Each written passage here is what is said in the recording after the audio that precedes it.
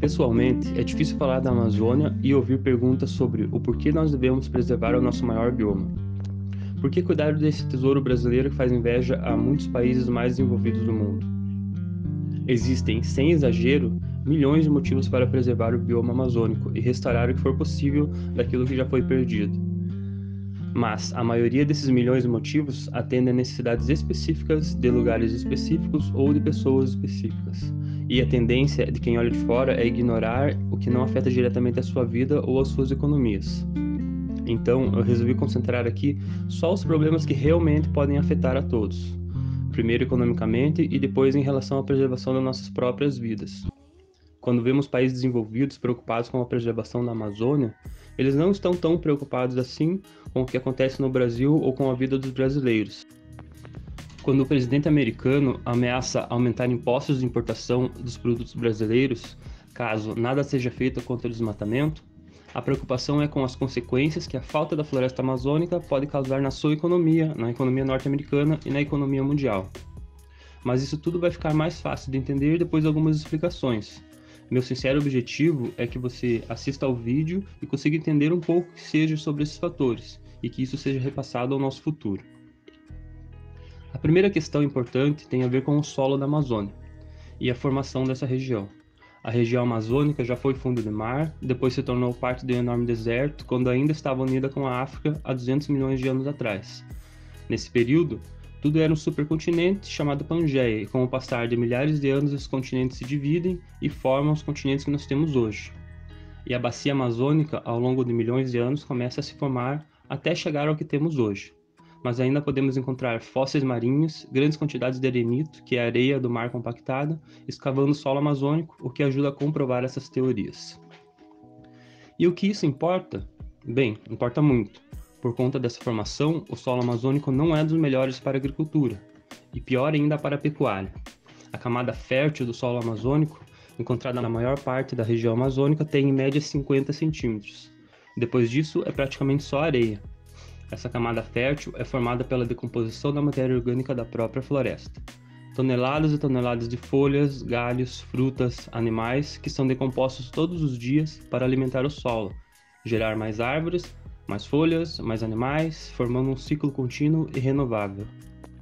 Nosso modelo de agricultura, tanto para o plantio de monoculturas como soja e milho, que são os principais, quanto para a criação de animais, é baseado na remoção das matas nativas para abrir áreas de plantação e de produção.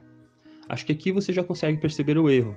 Quando você retira as árvores que eram a fonte de renovação desse solo pobre, você quebra o ciclo e o solo vai se tornar cada vez mais fraco para a produção, a cada ano que passa. Chegando ao ponto onde ocorre a arenização e a desertificação, em cerca de 3 ou 4 anos, o que praticamente inviabiliza o uso desse solo, pois fica cada vez mais caro e menos eficiente a adubação química dessas grandes áreas. Na criação de gado, ocorre a mesma coisa, pois se perde o pasto e os animais não têm o que comer e tem ainda o agravante do pisoteio desses animais que causa a compactação ou aumentam a erosão do solo. Nessas condições, a solução que os produtores buscam é desmatar novas áreas de floresta e abandonar aquelas que já foram degradadas, aumentando ainda mais o problema. Pois é matemática simples, em algum momento não vai mais haver floresta para desmatar e teremos grandes áreas inúteis para produzir, e que talvez se recuperem naturalmente em 10 ou 20 mil anos. Isso nos leva ao segundo e mais grave problema. Com o avanço do desmatamento para a produção agropecuária e a retirada da vegetação natural da Amazônia, nós estamos interrompendo ou alterando os ciclos das chuvas e as condições climáticas em toda a América Latina e em outras regiões do mundo. Esse ciclo de chuva interrompido significa a falta de água nos rios e, consequentemente, a falta de água para nós e para a agricultura. Aqui nós precisamos entender como a Amazônia criou, ao longo de milhões de anos, um motor de bombeamento e irrigação de água no planeta, que nem a tecnologia quântica mais avançada poderia substituir.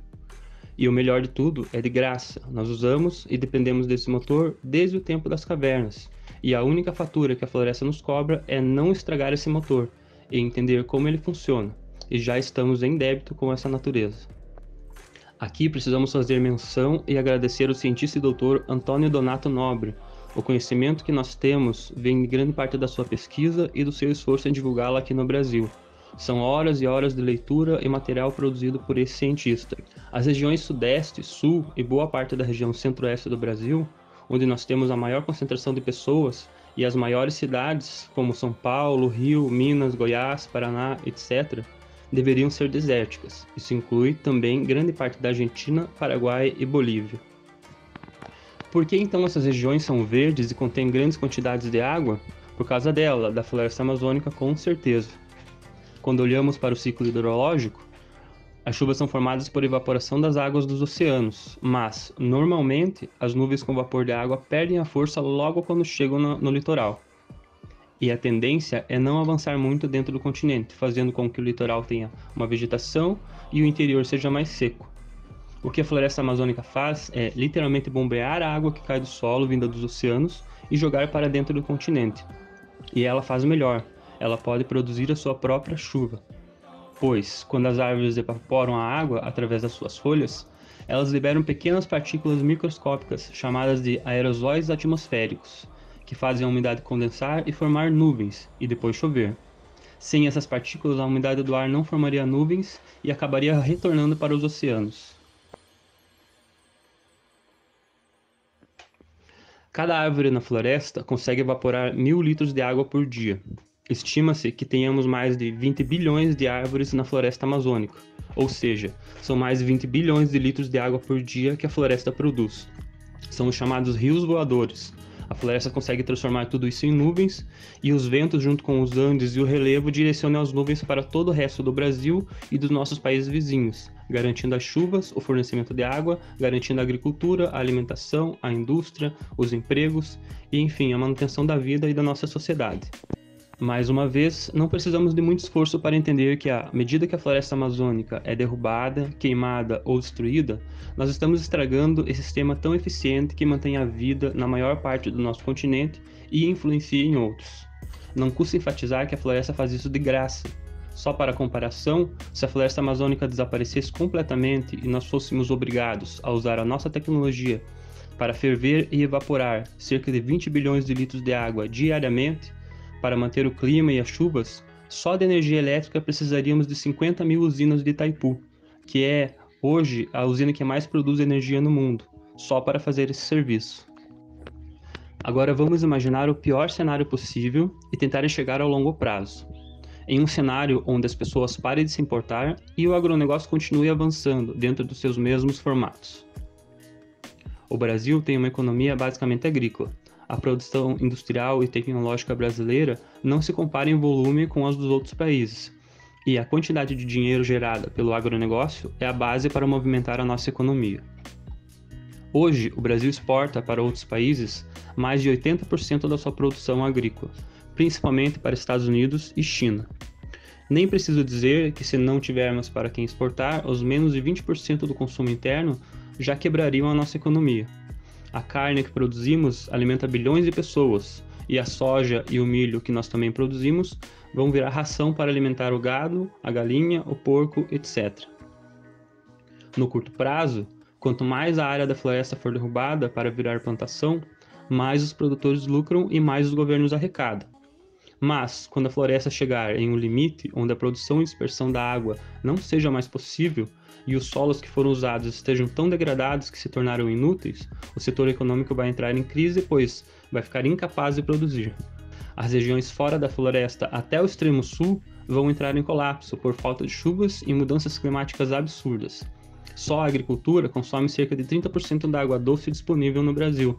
Sem floresta, sem chuva, sem rios, sem água e sem economia.